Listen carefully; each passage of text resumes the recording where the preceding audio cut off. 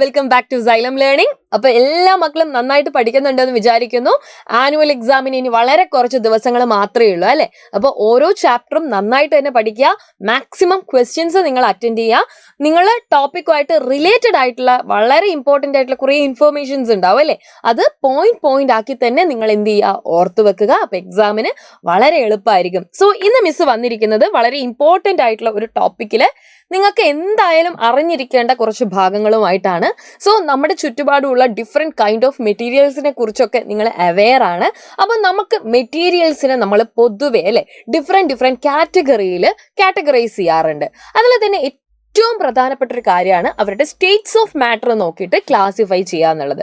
അപ്പൊ നമ്മൾ ഇവിടെയുള്ള വസ്തുക്കളെ മുഴുവൻ അല്ലെ നമ്മൾ എങ്ങനെ എന്തിട്ട് 3 ലേബിൾസിലാണ് ക്ലാസ് ചെയ്തിരിക്കുന്നത് അല്ലെ. എങ്ങനെയാണ് നമ്മൾ അവരെ കാറ്റഗറൈസ് ചെയ്തിരിക്കുന്നത്? Based on the 3 states of matter materials can be classified into solids, liquid, gas. ഇത് നിങ്ങൾക്ക് വളരെ പെരിഫറൽ ആയിട്ട് അറിയുന്ന ഒരു കാര്യമായിരിക്കും. ബട്ട് നമ്മളോട് ചിലപ്പോൾ അല്ലെ സോളിഡ്സിന്റെയും ലിക്വിഡ്സിന്റെയും ഗ്യാസസിന്റെയും കമ്പയർ ചെയ്തിട്ടുള്ള സ്റ്റേറ്റ്മെന്റ്സ് ചിലപ്പോൾ ചോദിക്കാൻ സാധ്യതയുണ്ട്.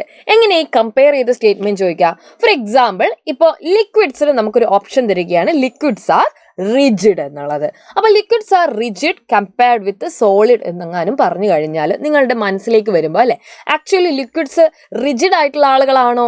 ഒരിക്കലും അല്ല അല്ലെ.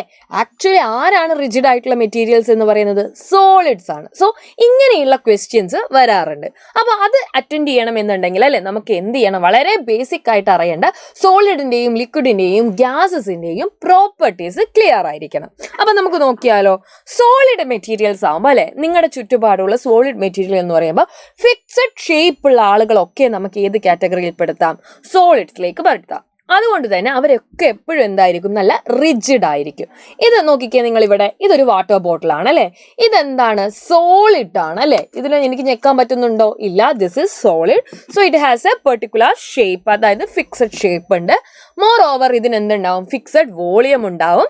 Cannot be squeezed. എനിക്ക് ഇങ്ങനെ എന്ത് ചെയ്യാൻ പറ്റില്ല? അമർത്തി അതിനെ ചെറുതാക്കാനൊന്നും പറ്റത്തില്ല അല്ലെ. യെസ്. ഇനി ലിക്വിഡ്സിലേക്ക് വരുമ്പോൾ അല്ലെ ലിക്വിഡ്സ് റിജിഡ് ആണോ? ഒരിക്കലും അല്ല അല്ലെ. ലിക്വിഡ്സ് എന്തല്ല? റിജിഡ് അല്ല. ഇവർക്ക് ഫിക്സഡ് ആയിട്ടുള്ള ഷേപ്പ് ഉണ്ടോ? ഒരിക്കലും ഇല്ല. ഞാൻ ഏത് കണ്ടെയ്നറിലാണോ ലിക്വിഡിനെ എടുക്കുന്നത് അതിനനുസരിച്ച് അതിന്റെ ഷേപ്പ് ഇങ്ങനെ മാറിക്കൊണ്ടിരിക്കും. So we can say that liquids does not have fixed shape. അത് ഏത് കണ്ടെയ്നറിൽ നമ്മൾ എടുക്കുന്നോ ആ കണ്ടെയ്നറിന്റെ ഷേപ്പിലേക്ക് മാറിക്കൊണ്ടിരിക്കും. അതേപോലെ തന്നെ ഫിക്സഡ് വോളിയം. ഇത് പലർക്കും കൺഫ്യൂഷൻ ആണ്.